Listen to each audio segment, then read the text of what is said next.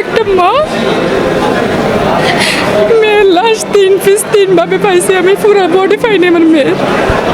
সারা জীবন আমার মনের ব্যথা আমি কখনো কাউকে প্রকাশ করতে পারবো না।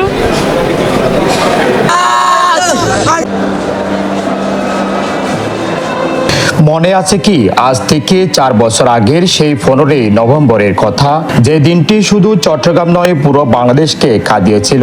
নেমে এসেছিল শোকের ছায়া, স্তব্ধ হয়ে গেছিল পুরো দেশ। 2022 সালের 15ই নভেম্বর চট্টগ্রামের ইপিজেড থানার নয়ারহাট এলাকা থেকে নিখোঁজ হয় 5 বছরের নিষ্পাপ শিশু আলিনা ইসলাম আয়াত। পরিবারের বুক ফাটা কান্না আর সামাজিক যোগাযোগ মাধ্যম জুড়ে তাকে খুঁজে ফেরার আহ্বানে বাড়ি হয়ে উঠেছিল পুরো দেশ। কিন্তু তদন্তে বেরিয়ে আসে এক ভয়াবহ ও হৃদয়বেদরক সত্য। ভারতীয় ও অপরাধ ভিত্তিক সিরিয়াল ক্রাইম পোর্টাল ও সিআইডি দেখে অনুপ্রাণিত হয়ে মুক্তিপণের উদ্দেশ্যে আয়াতকে অপহরণ করে তাদের সাবেক ভাড়াটিয়া আবির আলী। পরে ধরা পড়ার ভয়ে সেই নিষ্পাপ শিশুটিকে শ্বাসরুদ্ধ করে। এতে শেষ হয়নি সেই নৃশংসতা, নিজের অপরাধের প্রমাণ মুছে ফেলতে বাথরুমে নিয়ে ধারালো বটি দিয়ে ছোট্ট আয়াতের দেহ 6 টুকরা করে আলাদা ব্যাগে ভরে পতেঙ্গা সমুদ্র সৈকত ও খালের পানিতে ভাসিয়ে দেয় ঘাতক আবির আলী। সেদিন শুধু একটি শিশুকে হত্যা করা হয়নি, ভেঙে চুরমার করা হয়েছিল একটি পরিবারের পুরো পৃথিবী। আজও সেই দিনের কথা মনে পড়লে শিউরে উঠে পুরো দেশ। 4 বছর পেরিয়ে গেলেও থামেনি আয়াতের বাবা মায়ের কান্না। মেয়ের বিচার চেয়ে আজও আদালতের এক বারান্দা থেকে আরেক বারান্দায় ঘুরে বেড়াচ্ছেন তারা।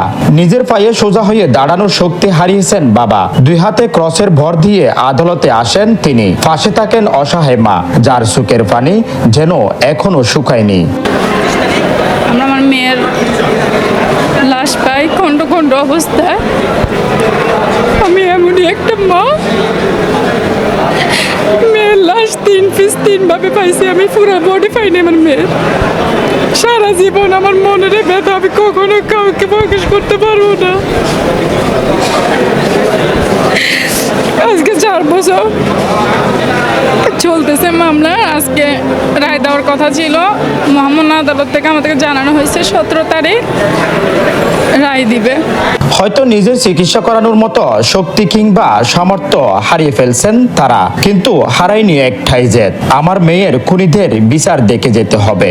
আইনজীবী ও আদালত সূত্রে জানা গেছে, দীর্ঘ আইনি প্রতিক্রিয়া শেষে গতকালকে মামলাটির উভয় পক্ষের চূড়ান্ত যুক্তিতর্ক শেষ হয়েছে। এখন শুধু অপেক্ষার বহুল পরিপ্রেক্ষিত সেই রায়ের। পরবর্তী ধার্য তারিখেই ঘোষণা হতে পারে দেশের অন্যতম আলোচিত এই হত্যাকাণ্ডের মামলার রায়। আমার মেয়েকে আমার নিজ বাসায় নিয়ে গিয়ে আসামি আবির আমার মেয়েকে হত্যা করে। হত্যার পরে ওর লাশ গুম করার জন্য ওকে 6 টুকরা করে কিছু সুইচ গেটে ফেলে দেয়, ওর খন্ডিত অংশ, আর কিছু অংশ বঙ্গোপসাগর বেটাল মেরে ফেলে দেয়। তো আমরা অনেক খোঁজাখুঁজি করার পরে আমার মেয়ের কিছু অংশ পাই নাই, কিছু অংশ পেয়েছি। সেগুলো দিয়ে আমি আমার মেয়েকে দাফন করেছি। আজকে দীর্ঘ প্রায় 4 বছর অপারেশন শেষে করে আদালতের দ্বারস্থার মাধ্যমে ঘুরতে ঘুরতে আজকে শেষ পর্যন্ত আমরা আজকে আমার মেয়ের রায়টার সময় পেলাম। 17 তারিখ 6 মার্চ 2026 আমার মেয়ের হত্যা মামলার রায় ঘোষণা করা হবে। আয়াতের পক্ষে মামলাটি লড়েছেন একদল তরুণ আইনজীবী। তারাও তাকিয়ে আছেন আদালতের চূড়ান্ত সিদ্ধান্তের দিকে।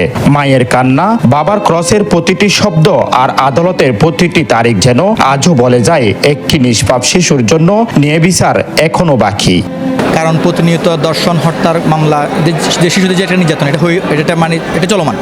এখন মানুষ চাচ্ছে এই মামলার দৃষ্টান্তমূলক শাস্তি হোক।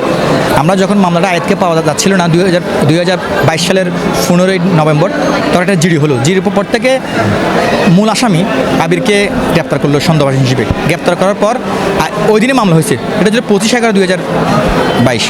মামলা হওয়ার পর সে স্বীকার করলো ম্যাজিস্ট্রেটের কাছে যে আমি ওকে হত্যা করেছি, গুম করেছি, ওকে আমি অপহরণ করেছি টাকার উদ্দেশ্যে। তারপর থেকে 54 জন সাক্ষী দিল। সাক্ষীর পর থেকে সাক্ষীটাকে দিয়ে চার্জশিট হলো। চার্জশিট চার্জশিটে দুজনকে বাদ দিয়েছে, মূল আসামির মাকে এবং বাবাকে বাদ দিয়েছে, কারণ ওরা এটা জড়িত ছিল না। দুজন আসামি আছে, একজন হচ্ছে আবির, একজন হাসিব। হাসিব যেহেতু শিশু, তার শিশু কোর্টে এটা মামলাটা এখন চলমান আছে, সাক্ষীর জন্য আছে।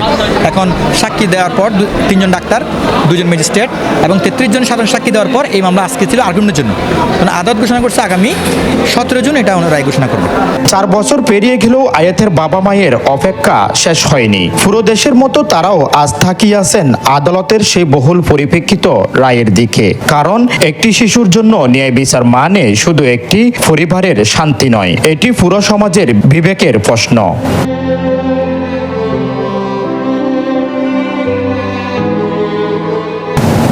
Jamal Uddin Zahed, news desk, Chittagong.